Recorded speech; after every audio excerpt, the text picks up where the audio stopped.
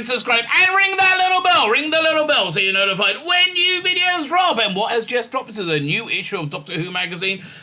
Many people are saying, I say this in the review, many people are saying it's the first time they bought it in quite some time. It's very clear they had no idea that the Ncuti Gatwa announcement was going to happen as they were going to press. It's a very, very hastily inserted few pages and cover. It was actually a really good issue focusing on the Peter Cushing movies, which I was reasonably impressed with. Right? I was reasonably impressed. But yeah. So this, I think that, honestly, I think the culture wars are over, right? Or are ending. I don't think they're sustainable anymore. In that you need an audience to be able to sell your product to, and if you don't have that, well, you're not going to have a product. So I just see like a lot of these things that have been, generally speaking, very, very, very unpopular, dying away. I watched Star Trek Strange New Worlds yesterday, and it was a good episode of Star Trek. It wasn't even like a bait and switch episode. Like they did that, the first episode of Picard was like, oh, let's do it Star Trek here. And then it was awful after that. It was getting into its groove. And I think the same thing's happening here with Doctor Who. There is a lot of consternation about Ncuti Gatwa. Well, not that much, but a fair amount. A tiny, I will say a medium amount. But a lot more nervousness, I think, about Yasmin Finney. Will the show under Rusty Davies become like some kind of trans platform, right? And I think that's really the fear driving people who are not enamored by it. And those who think that is going to happen, they genuinely believe that. And they may be right? They may be right. I don't think so, right? I think the character, reportedly Donna's daughter, played by Yasmin, was written as a trans character. I remember it being the Bad Wolf was looking for a trans actress, or a young trans actress, obviously for this role about 2 months ago. I reported on it, but I think it's going to be something like Captain Jack. It's having trans people in the world is what the world looks like now, right? I think the fight to make the world not look like that is over and lost, right? That's what it is. But much as the culture wars are over and lost, I think lost not I think by the more traditional side, right? I think that's just what 2022, 2023 looks like. And I don't really have a bigger problem with that than I do with Captain Jack, for example. It's I think a lot of people are very nervous, but this issue of Doctor Who magazine, I think, is really designed to start bringing people in a little bit more. So I review it with my good friend Dan Hadley from the Spacebook, great channel. Please subscribe over there. It's a longer review because we really go through it in detail. Is this one I recommend? Look, the cover price is expensive, $6.99. I have a digital subscription, makes it much cheaper. But honestly, for me, I think this one's a recommend, which is, I haven't really had a wholehearted recommend for Doctor Who magazine for years, probably years, few and far between. So I think that's good news. Now, does that mean you should rush out and buy it? I don't know. It's up to you. That's why we review it, so you can evaluate it for yourself and see if it's something that you want and you're interested in. Fine. Before we get into the review, hit the like button, hit the share button, hit the subscribe button. All those things are fantabby. Triple dozy. Thank you very much. I'm very, very, very grateful. I am. I know it sounds like I'm saying by rote, which I am, but I'm also, two things are true at once. I am also very grateful. I am very grateful for your support. So like, share, subscribe. Thank you very much. Comment, let me know what you think. Sharing is what YouTube likes right now. Sign up to my Substack, which is in the video notes. If you ever see me vanish, it's because YouTube has banned me, and yes, that might well happen. So I'm on Rumble. I have an alternative channel. Sign up my Substack, and then you won't lose me. But more, actually, I'm asking you to sign up so I don't lose you. Okay, that's basically what's going on. Fine, like, share, subscribe, comment, Substack. Let me hand over to two dashing debonair gentlemen that will walk you through what is this month's Doctor Who magazine. Right, let's look at this month's Doctor Who magazine. There he is. A lot of people saying first time I bought it in years. Bloody expensive now. Yeah, my mate JT from Type 40 Live, he's bought this. This is his first copy. JT bought it. Wow, good on him. Good on him. So he's on board, right? For yep, he's completely. I mean, he's on board with reservations. Obviously, there's a lot of us are until we actually watch it because it's going to take a long time to unclench. Yeah, yeah. JT's feeling, I'm sure he wouldn't mind me saying, is that you judge based on past kind of like you and I on past track record on what Russell's done before. And watch what people do rather than necessarily hang on every single word they say and try and read all sorts of things into things said on the red carpet, for example. Yeah, just wanted because I missed you Days Travel Time Channel 2, but also you're actually asking a good question. What's the best Doctor Who logo? Do you think the diamond? Actually, no. You know, my favorite logo was the one they were using when they broke the brand into two. You had the classic logo and the current logo. The classic one was like that Pertwee one that they rejiggered and looked really, really cool. That's my favorite logo for Doctor Who. Mine too, I think. For years, it was the neon one, obviously, because it was when I first really became a fan. And the diamond, there's plenty of them. The diamond is a design classic, but I would actually agree with you. I think the old legacy branding logo is so I hope they bring that back. Impeccable, absolutely impeccable. How long do you think it's going to be before they whip that logo off this magazine? Is it the November issue? They'd have had it off this month if they'd have been able to. I know. It's like it's gone, it's done, it's over. Oh. My guess, mate, would be that January. Actually, no, the Christmas issue this year will likely, because they do that, don't they? They bring one out and call it the Christmas number. I think that will be where we'll first see the 60th anniversary branding, or whatever that's going to be. Ooh, I would see the costume. Costume's really everything right now, right? That's really what we need to see as a costume. Yeah, because we're looking now. That's Shooty Gatwa. That's him. I mean, I wouldn't say he dresses like that all the time, but that's Shooty. We've got no idea what the Doctor's going to wear. It's incredibly exciting. So exciting. So this is great. So listen. So they clearly had no idea because have you looked through this issue yet? No. I have only just picked it up around an hour ago. Okay. Just got back. So they clearly had no idea. By the way, we got a nice bit of Jane Curzon action there going on. There's so much awesome stuff about the Cushing movies, right? It's a great issue, right? Which they then hijacked for the Shooty stuff, right? I get the impression that the Cushing movies were going to be the cover feature for this until that was announced. Absolutely. So so you got Gallifrey and Guardian with all the news. This is the thing that broke the Americans. For me, again, I have to say it. I'm very uncomfortable with trans people. I genuinely am. I mean, I believe in the soul, and I think their soul's in genuine torment. Right? That's my point of view, and I'm not imposing that on anyone.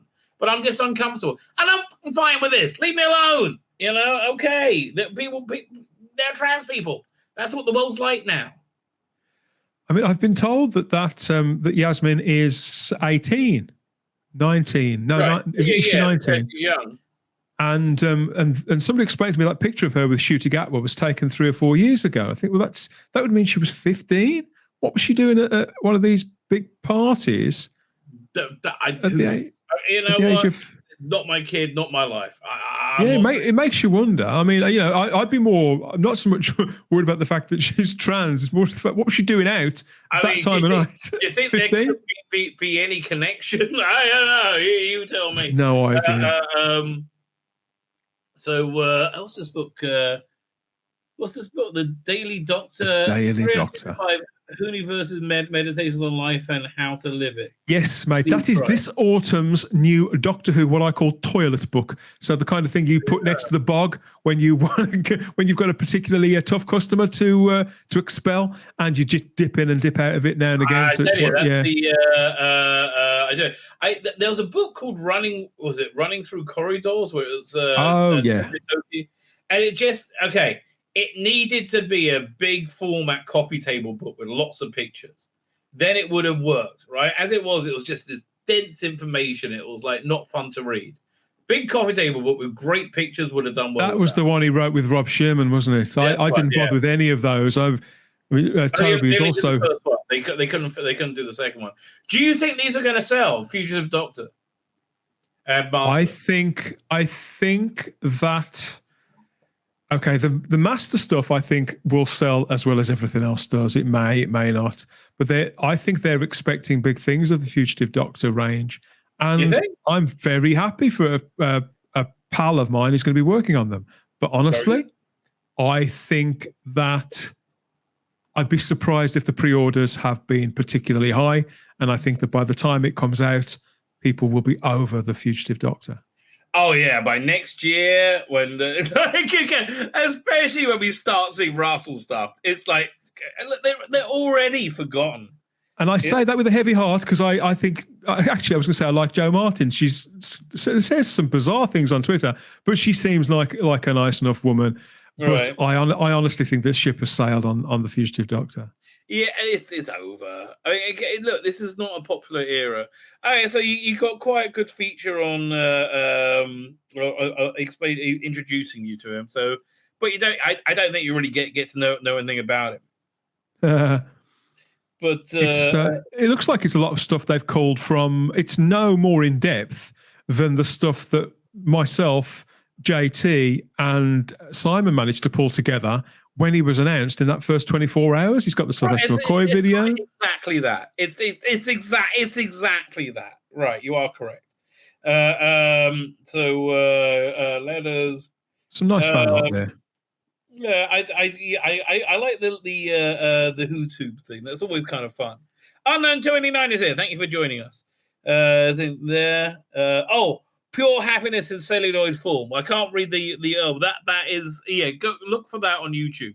It's I think it's the it's the trailer for the 4K restoration of the Dalek movies. Oh, that's spectacular! Those trailers are going to be fantastic. I cannot. The one for Doctor Who and the Daleks in particular is such a great trailer. It literally sent. I've seen that film dozens of times, and it really sent shivers up my spine just watching it. Spectacular. I think the 4K is going to be awesome, right? I think it's going to be. You know what's very good? I was watching. I got halfway through it before I started the show. New episode of Star Trek: Strange New Worlds. I mean, like genuinely, I was engaged in it. This is week 4, isn't it? I watched the first one, and I've got the others to see, and I haven't. I've seemed to. I'll probably catch up with it tonight because I've been stood up. I was supposed to be doing a podcast tonight, and I've been stood up by a young woman. Story of my life. Tell you, they don't even let me talk to them anymore. Yeah, ever since the restraining order. Fine. I still no interest in this whatsoever. Like I keep trying, none whatsoever. A bit of Merker action. I tell you, when they bring out season 20, do you reckon that's going to be the story they do the CGI on? That's a good question. Okay, so that'd be season 20. Season 21, you got Warriors of the Deep, The Awakening, Frontios, Resurrection of the Daleks. No. Season 20. Warriors of the Deep is season 20, isn't it? No, it's the start. It's the very first story of season 21. Season 21's out already. Is it? No. 19 is 21. Is I think that it's between two. It'll either be this or the twin dilemma they mess with. I think it will probably be this. I'd be intrigued. I'm looking forward to seeing what they're going to do with Time Lash. I might watch it. So so now they get to this really in-depth feature, which is really good. Like it's just beautiful, right? So you got this general overview. Brilliant. They got Flash Gordon's trip to Skaro. Then you got this great interview with Judy. Oh, doesn't she look wonderful as well? She must be pushing 80. She looks great. Somewhat raging, I would say. That's the word. Then there's an ad for this. That was quite fun. So then you got this good interview. Let me just skip a page or two so I don't get. I got a copyright strike for doing one of these reviews. So now I have to. I try and skip some pages. Right. Yeah, I was like, really? That's ridiculous. I should fight it, but so then they have this. So they're very strong. They got a director interview. They have. I think. Am I frozen? Your picture's frozen, I think. Yeah. Okay, fine. Let me just get my laptop ready. Okay, who knows? Is your computer still playing up? It's still playing. Actually, no. Oh, it's better. It's better. I took off this piece of software, right? That way, I was using to optimize it. Yeah, and keep it clean. It dealt with most of the problems right there. Like, it's just back to being a pain in the ass now. Anyway, so you have this big feature on the movies, right, on themselves. Then you got Judy Curzon interview. Then you got the director interview. They break for a couple of pages to talk about this new Big Finish thing. I will listen to it eventually. Somebody sent it to me. I'm in the middle of their new Blake 7 one, which is really weird. Have you heard? Have you got the new Blake 7? No. Which one's this? That's just come out, the Baben one, or is it another one? No. This one is villains, right? So you got with Dorian in it. You've got the interrogator guy from that really good episode. Was it Rumors of Death? I can't remember what it's called. Yeah, where Avon gets tortured. Yeah. And you got this other one as well. But it's really weird because it's Callie and it's Jenna, and it's the Enterprise, and Blake is like, well, Blake said this. It's like it's very off screen, all the dead people. Oh, yeah, and it's very like it just doesn't really work. A little bit jarring. It is somewhat. Okay, so now they go back and they talk about new 4K restoration of the Dalek movies, return to the original camera negatives for the first time. Yeah, look, this is I can't wait to read this. Right, this looks really, really interesting. Yeah. Right, and it's I bet it's a fascinating read. Right, I do two things. It's good to know that they've pulled out all the stops of this, because I nearly bought the previous release, the Kino Lorber one. But that would have meant that I've had to. They get into a preview of this later. So then, this is kind of a stupid fish they do a lot, but this was actually the best version of it I've seen, because you get all this like nice rendering of Dalek stuff, which I could use in future stuff. Like you get all this stuff that never existed before. Wow. So these are great backgrounds for me. So I'm quite happy about this. But it looks. I don't know, whatever. Then, that's beautiful, isn't it? Isn't that nice? Yeah. Was it Rush Leach there? Let me skip some pages. I was avoid the copyright gods. So yeah, maybe I think they should just do Cushing Doctor until the end, right at this point. Fine. And then you got a great fact of fiction about Dalek invasion of the Earth. So I think this. I mean, without the strong issue, stuff, it was a really solid issue they put together. So kudos for them for that. Let me just skip. What's this over here? Yeah. So then you got this thing, the Apocrypha, which I always quite enjoy. These are comics like before my time, so I'm not that. Yeah, they're before mine as well. Anything pre-weekly, I know next to nothing about. I've got some of them in various forms, but.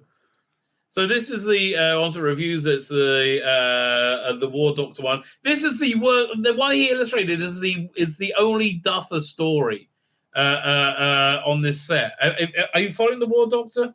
No, I haven't listened to any of them. Oh, they're good. I really like. So the second one on this is freaking awesome. One of the best ones I've ever heard. It's essentially spoiler alert that the Doctor has given a gift to the Thals of a spaceship that has a chameleon circuit on that can turn into a Dalek ship, so it can get in undetected, right? And it's supposed to be the prototype for a new fleet.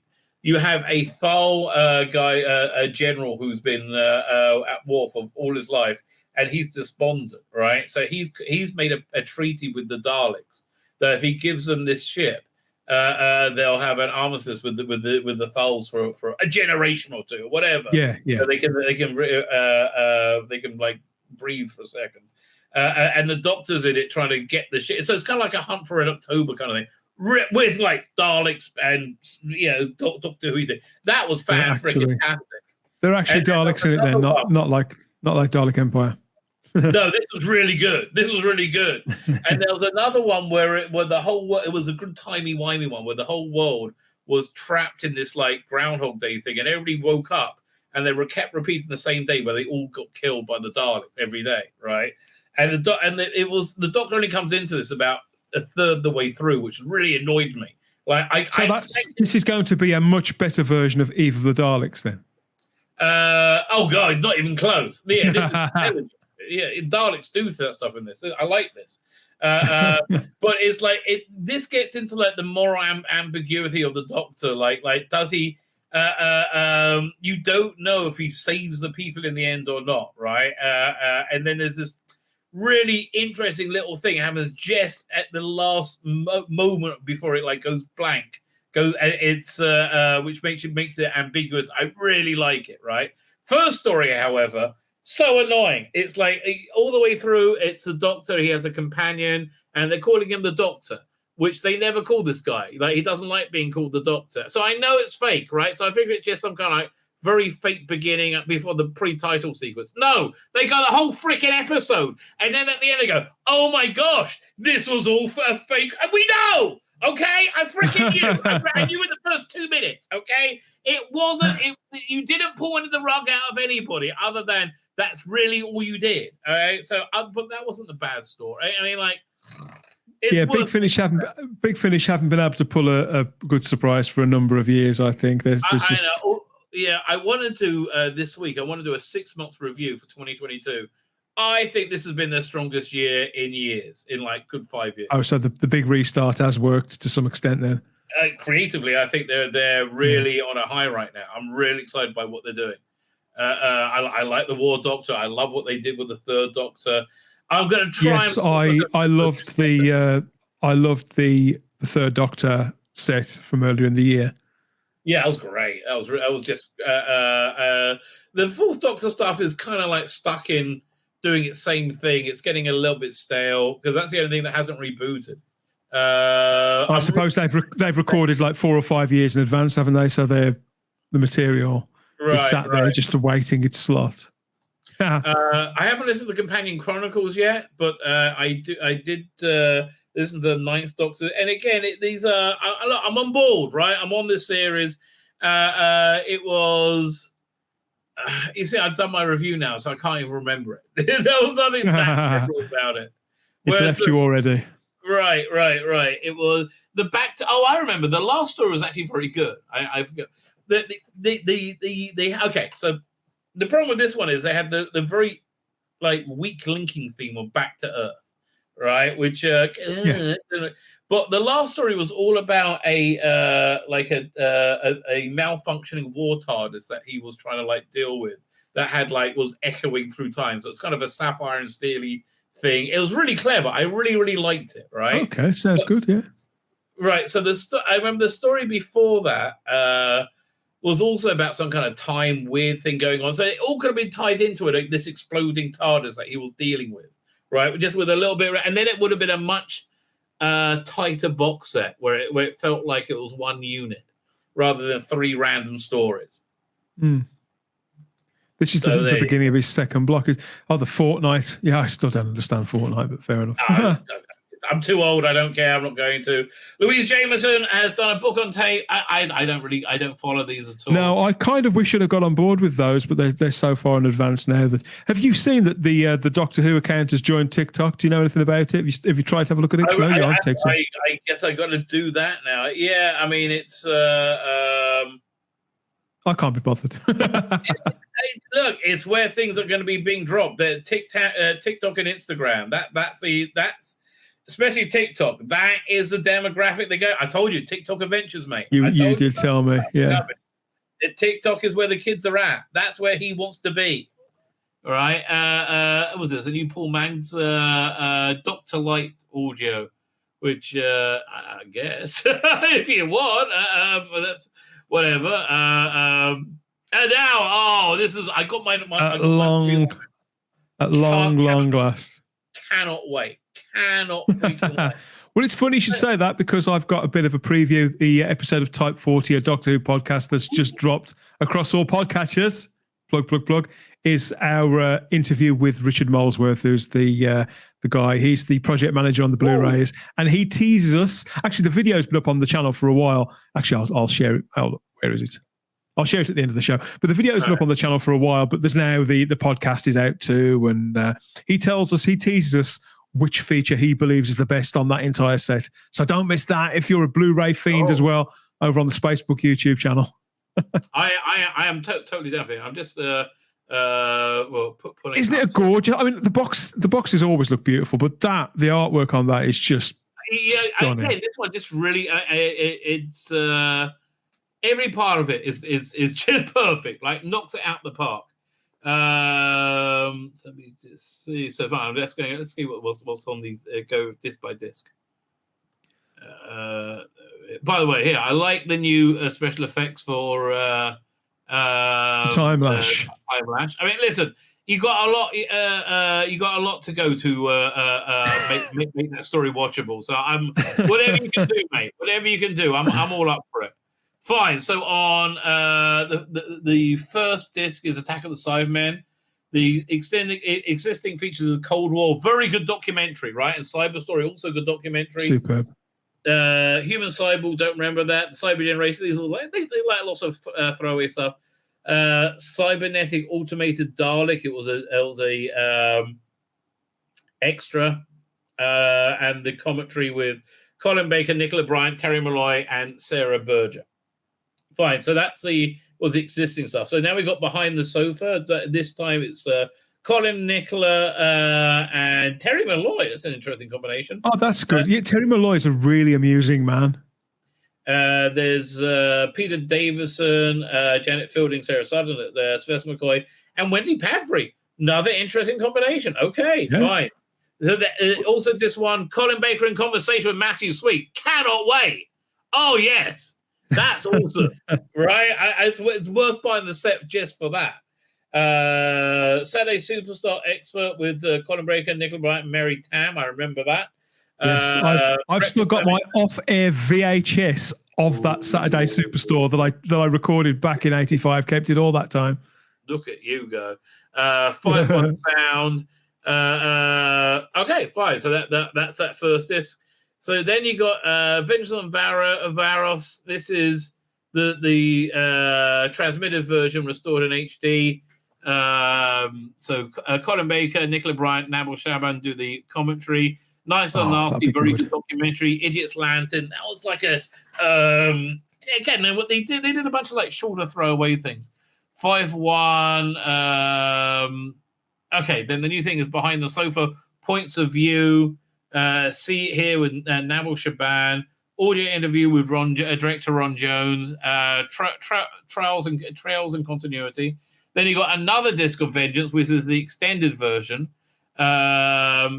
I forgot they put that on there. It's been so long since these specs were announced. I've forgotten what they were, so I completely forgot. I'm so excited. I'm going to get. But here, check this out. So you get the Colin Baker years that was released in DVD on VHS. Oh, I love that. Right. So that actually, what was the format for that? Did he talk? It's the same format. It's the same format as the Tom Baker one. It's just there's nowhere near as many stories. There's like it was much quicker. And if you remember, Eric Saywood wouldn't let them use clips from Revelation of the Daleks. Or did he? I don't think he did it. Because obviously Paul and Moore, Eric Saywood wrote that story really, so I don't know if Attack of the Cybermen's covered, but yeah, it's one of those where Colin he very awkwardly explains to the camera, doesn't he, why they can't talk about Revelation. Well, they can talk about it, they can't show it. Yeah. So also on there, they got a Matthew Sweet interview with Michael Grade. Yes, 100% would love to hear his point of view on that. Class. Slipbacks on it, the whole thing. Remember Slipback? Yeah, again. Oh god, that was a ball ache to try and catch on radio back then. That was 4 yet. Did you get it in 5-minute segments over 4 hours? Yeah, it was torture to try and get. But I've got it on CD and cassette and everything. But this is brilliant having it on this format. Yeah, just everything's so much easier. Let's go to the next disc. Mark of the Rani. So Mark of the Rani, 2 episodes restored in HD. Colin, Nicola, and Kate O'Mara on the audio track. Making of Lords and Luddites, Then and Now. I like those things. Those Deadly Divas. That sounds fun. Rogue Time Lord. Blue Peter excerpt. Deleted scenes. Audio. Fine. So then you said Behind the Sofa. Location. I have no idea what that is. That sounds fun. Alternative music score by John Lewis on both. Yeah, this was a score that was originally done and rejected, but he was paid for it. But Nathan Turner was like, "We can't use this," right? And when you hear it, you'll hear why. Was it Breakfast Time excerpt? Mark of the Rani. Fine, so that's Mark of the Rani done. Then you got Two Doctors. Commentary is just Colin Baker. Oh, Colin Baker, Nicola Bryant, Fraser Hyatt, Jacqueline Pierce, and Peter Moffat. Ventures in Time in Spain, the documentary, and music. So then they got another making of documentary called La Fiesta del Mai. Okay. In a fix with the song Taras, recut with new additional audio commentary. Oh my God. Recut. Jimbo Savile's not in that, is he? Bet he's not. A special edition. On his lap. Oh, let's get the original one. A recut. Yeah. Points of view. News reports on the hiatus. Oh, yeah, I used to love Points of View, particularly when Barry Took was doing it. It's probably Anne Robinson by this point. Yeah, well, I guess we'll find out in a few weeks. Mentions Doctor Who appreciation letter from Fraser Hines and Nicola Bryant. Oh, I don't know why Fraser was hanging out with Nicola, but I bet he was happy about it. I can't think of anything better than hanging out with Nicola Bryant. Exactly. Oh yeah, they got on with on the Two Doctors, right? Was that cliffhanger that Jamie wanted to hump Nicola, right? Hump Perry. I still don't understand what that was. You know, it's like, I mean, I understand, mate. You've been alone for a while, but yeah, we've all been there. But no, I got the impression that Jamie, in that moment, Jamie's delirious, isn't he? He's suffering. Jamie. Yeah, he's got. That's it. He's gone feral. Yeah, he is. Watch out for that. Just the way he walks. Because the doctor sedates him, doesn't he, and sort of restores his I kind demeanor. I was too busy dealing with the idea of Perry being attacked. I'm like, I think we should see this in slow motion. So then you got another disc of the Two Doctors, extended part 1, a Robert Holmes and Doctor Who documentary. It's been out before, Beneath the Sun and Wavelengths documentary on the making Two Doctors. You got studio footage, Panopticon interviews. Yeah, with Colin Baker, Jacqueline Pierce. Now you're talking. I could well be in the crowd there. Nicola Bryant and the Footsteps of the Two Doctors. Okay. Audio interview with Robert Holmes. Oh, that's worth a bit. That's new. I don't think I've ever heard an interview with Robert Holmes. I don't think I have. I don't know what his voice sounds like. So then we're on to Time Lash. Time Lash, you've got restored in HD, commentary, Colin Baker, Nicola Bryant, and Paul Darrow. It's a good commentary, right? Oh, when he gets killed, he's like saying, I'll give up. There's nothing, no point watching it. It's over. I don't think that must have been on the DVD, but I don't think I've ever heard that commentary. It's not bad. This is one of the ones I like. Also, that ends well and was Doctor Who rubbish documentary. Then they got Nicola Bryant in conversation with Matthew Sweet. Yes, I want to hear that. Optimal updated effects, which I'm really looking forward to seeing. Studio footage, trails and continuity, and updated productions, blah, blah, blah, blah. Fine. So then we're on to disc 8. This is a lot of discs. Then we're on to Revelation of the Daleks, which has on it the updated, restored Revelation Exhumed, making of documentary, behind the scenes footage, Nicola, Terry Malloy, Eric Saywood, and Graham Harper on the audio track. No comment on that one. Brilliant. Studio footage, deleted scenes, Children in Need excerpt, Graham Harper on directing Who, Doctor in Distress music video, Ivey. Lenny Henry sketch, isolated music, cast members talking as a DVD footage. So the new stuff is Behind the Sofa, New commentary with Colin, Nicola, Terry Malloy, and Alexei Sale. Oh, yeah. A new commentary. Mate. That's a brand new commentary with Alexei Sale. Yeah. That's going to be awesome. He is so bad-tempered now. I mean, he was always bad-tempered then. Now he's like the Godzilla. Unbelievable. That's going to be brilliant. What was he mad about? Brexit? Oh, everything. Absolutely. Okay. Anything you'd expect some mad lefty to be mad about. But he's he's the old school type of lefties who would be very, very entertaining. Right. They should have him on with was it Nabil Shaban? Right, that's it. Oh. They would have a lefty off. See, I love Nabil. He's a nice guy, but he is like mega. He's proper sort of crazy ideas. Yeah, they do not piss around. Anyway, the magazine goes on. I mean, I listen. It seems like a good issue. I see like a good one this month. So, I mean, I'm so tempted to get this because it looks so freaking gorgeous, but I know I don't want any of the stuff. Right? I know I really don't want the poster. I just like the look of it, right? A poster you'll never put up. Art cards you'll forget about. A commemorative coin that you can't spend. But I want it all. Because it's freaking gorgeous. Also, I can't even play the 4K. I don't have a 4K. I mean, I have to get it on download, right? Then I'll be able to get it. But look, it does look very. I might get the still box. Yeah, I'm still deciding which edition to get because I have got this on DVD, but it's one that came out like 20 years ago in this really crappy little pack. Both films are in it. It's dirty. It's all very unloved. There's like one feature on there. It's a good feature, don't get me wrong, but it's only one feature, and it's just neither of the films look particularly good. And I'm thinking, okay. And I've bought these movies. I think I bought the VHS 3 times. I bought the original. You buy like multiple times. I bought the original release. Then I bought one where both films were on one tape, and then they put them out again as part of something called Beyond Vision in the early 90s. Where they were in widescreen for the first time. Yeah. So I bought them 4 times. This will be the 5th time. Has to be the last time. So the special features are you got a new documentary called the Skaro Legacy, restoring in 4K, commentary of Mark Gatiss, Kim Newman, Robert Shearman. Oh, I want that commentary. So would I, but why Kim Newman? That man. Sorry, Kim.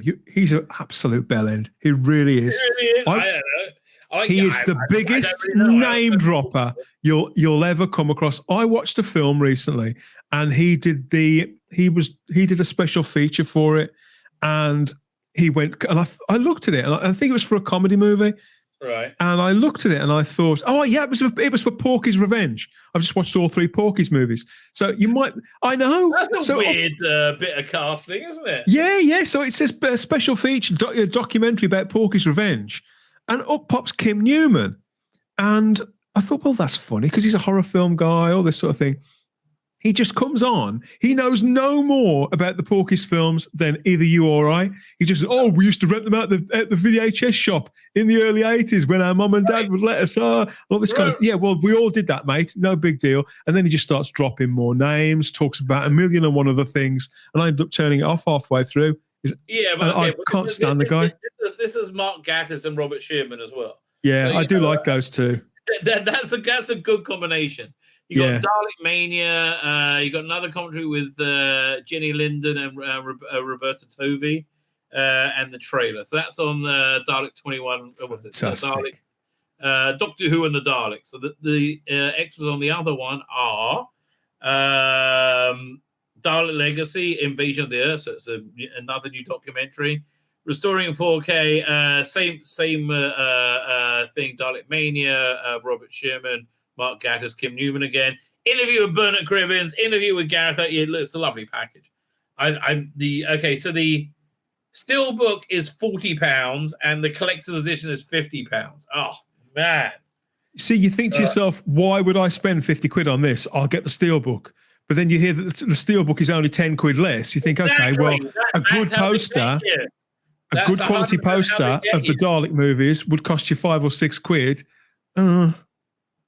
Yeah. I'll wait for. I'll see if I can find it on 4K download. There must be.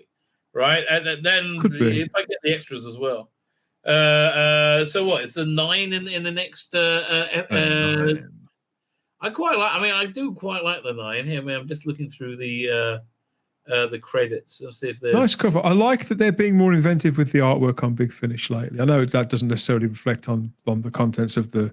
Contents have been fine. I'm telling you, contents have been really fine of late, right? It's I think they're over that slump, right? I really do.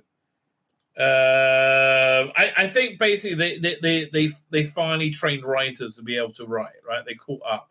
I just want to agree with somebody in the chat, Matthew Pound, who says that Shearman is also an annoying lefty. He is. He's a very talented writer. Mark Gatiss is a lefty. He's not that annoying as yet. I really like Mark Gatiss. Now, I know people have got a problem with him. Apparently, he was a bit of a prick in the 90s, but I have to say, the way he interacted, I can't help but remember how he was when Sarah Graham, Starry-Eyed Girl, my little sister cohort on Type 40, she sent him some pictures through Twitter when her children made a sort of play set of all the characters from what was it called? The series 10 story with the Ice Warrior Queen.